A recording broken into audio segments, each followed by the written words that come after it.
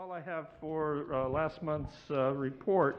However, as I always promise, I do have an update on the Kahaluu SPCA issue. As you all know, last November, I stated that the applicant had submitted to the Department of Planning and Permitting a draft environmental assessment. The staff did find that the assessment was incomplete and thus rejected it as incomplete and sent a letter out to the applicant noting the deficiencies. We have seen no action since then. Nothing has been submitted to our department since that action. Civil fines are continuing to run. Right now, for the violation of the special management area, the fines are, as of today, $20,600.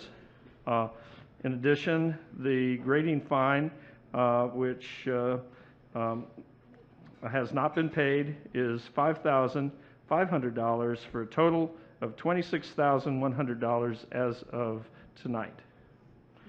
And that concludes my report. Be happy to answer any questions. Questions from this side of the room?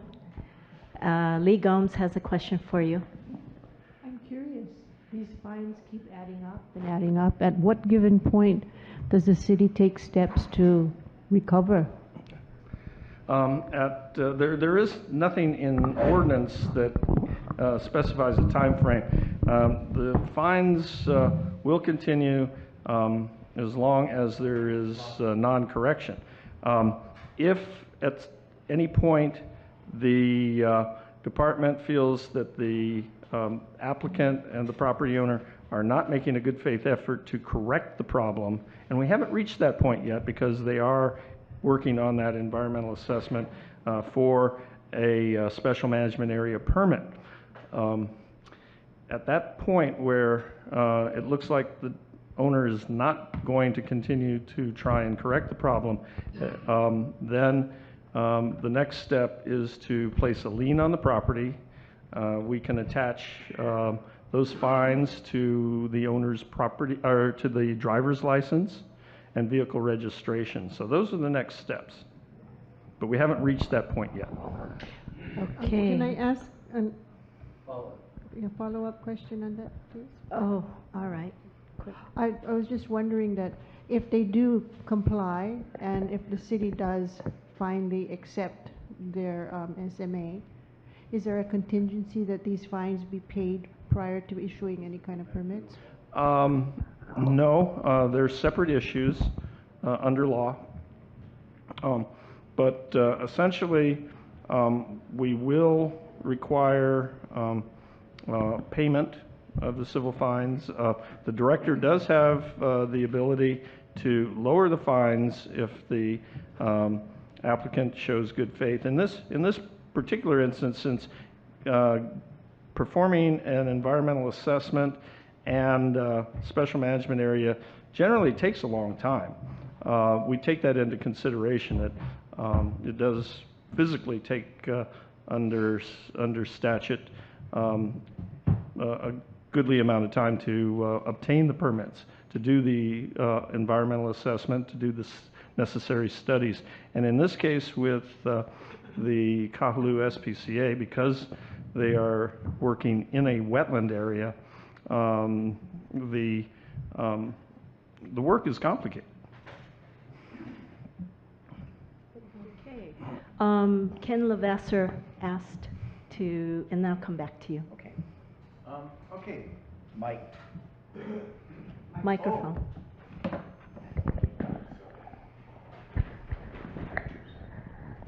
Got it? Okay. Yeah, finances.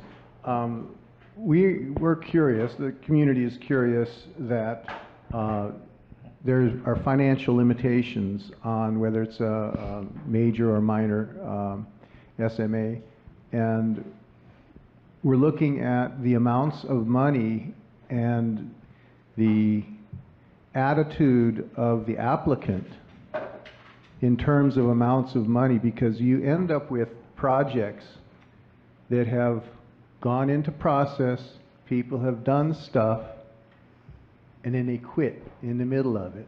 Government don't do nothing, or if the government does do something, the people blend into the other side of the planet, and the community ends up with this mess on their hands, and then there's no way to get it cleaned up.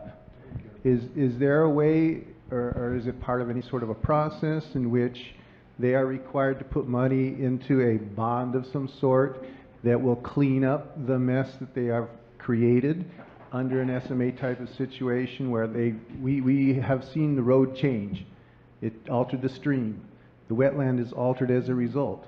That hasn't come to a head yet. But if they leave, if they just dissolve, go boom, boom, somewhere else, leave the island, we have an altered wetland. And it's got to be set right. Otherwise, we lose the benefits of our wetland. So I guess he has a question about anything- remediation.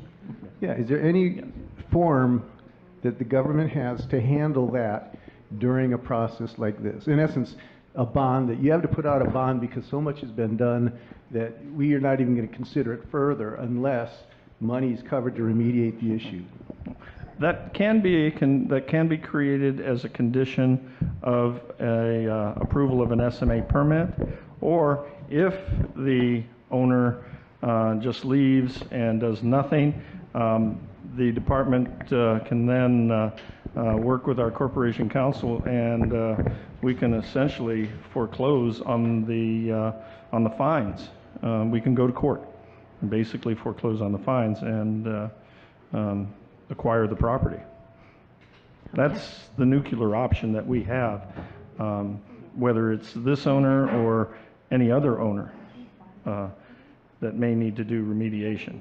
So we do have processes in place that will eventually, it may take some time, but eventually we do have that ability to take over the property if necessary. Okay, questions from the board. Ken Goldstein.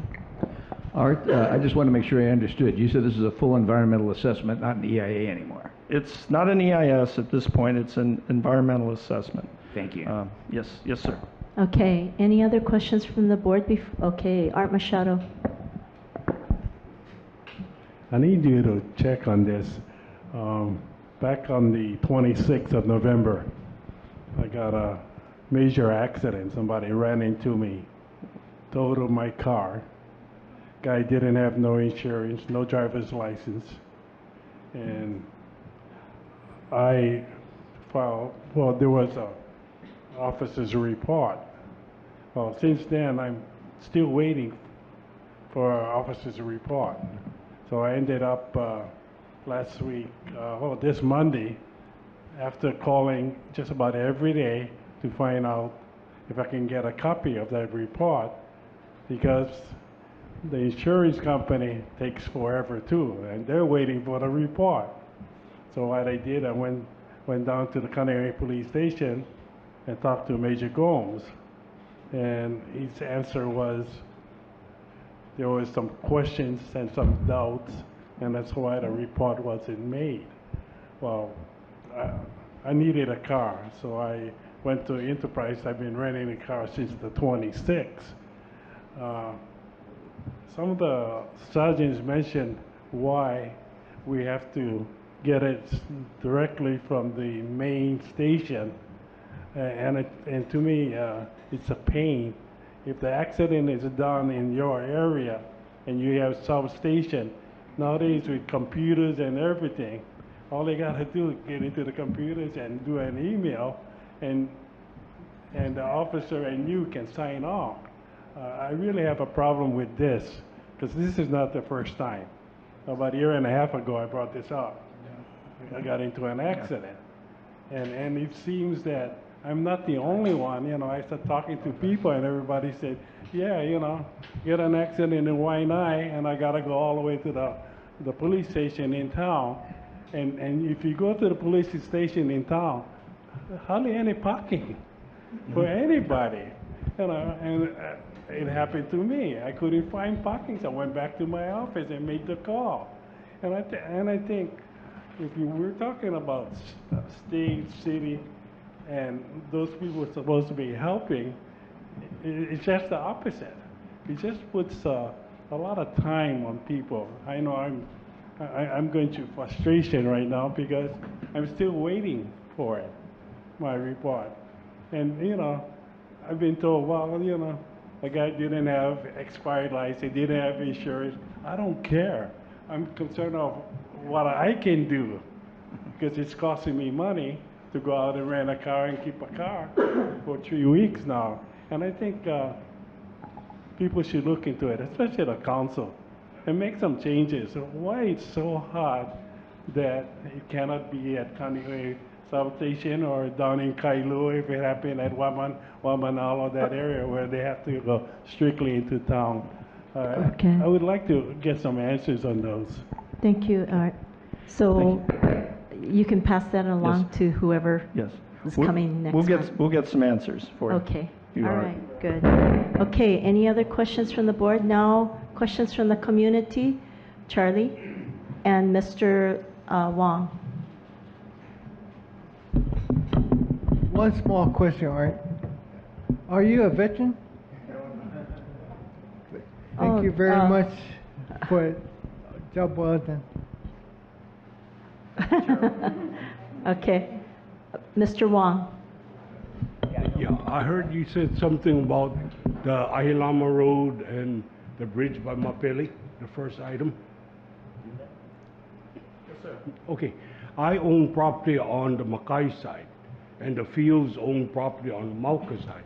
Can we come to the meeting, or if you want to come along? I sure like to have when you have the meeting about the bridge, what's the outcome? You said they're going to remove material on the Makai side. How it's going to be removed, and would it be wider? Because erosion come after removal, you know?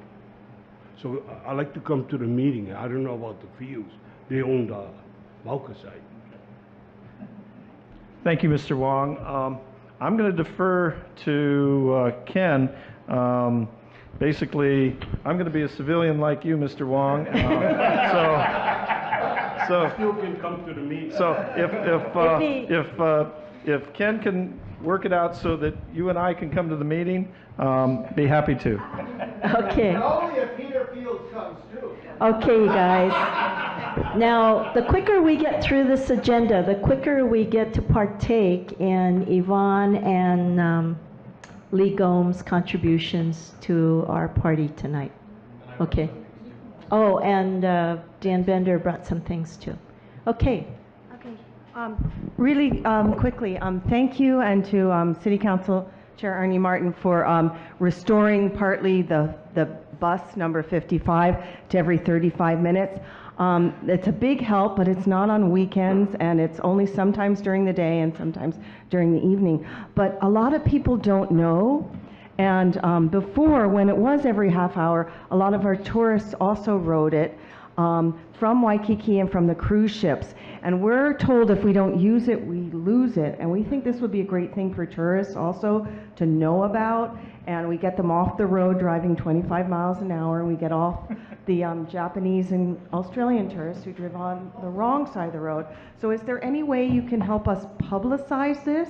Because it is the scenic North Shore, and of course we'd love it on weekends also, but we think this dual use, and you know, for everyone to know, for our seniors and everything, to know that it is now more convenient. Okay, So is that possible? So we're going to go ahead and refer your concern to City Council Chair Ernie Martin's office.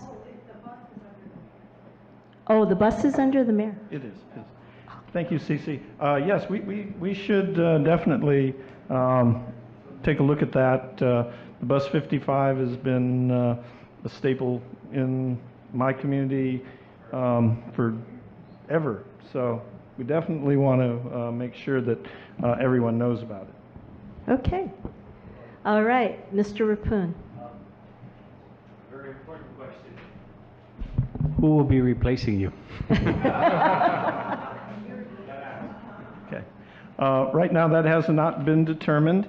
However, I have been authorized to introduce whoever the new person is once they choose that person and introduce him or her to the board at the next meeting.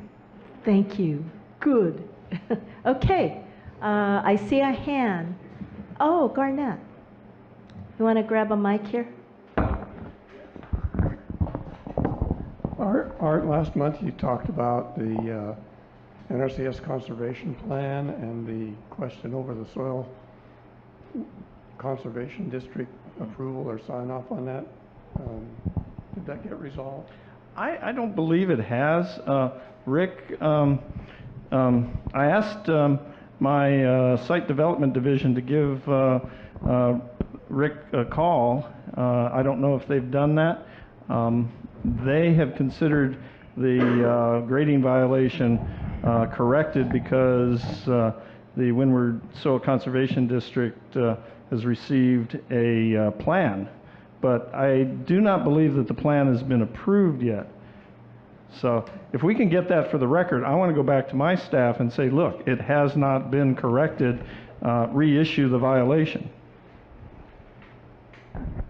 Yeah, the typical protocol in the triad, NRCS, the cooperator and the districts, the cooperator brings the conservation plan either prepared by a private entity or the NRCS to the district for approval.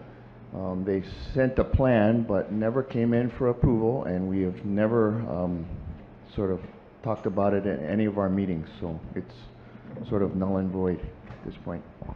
Thank you, Rick. I will relay that to my staff. Okay. Any other questions?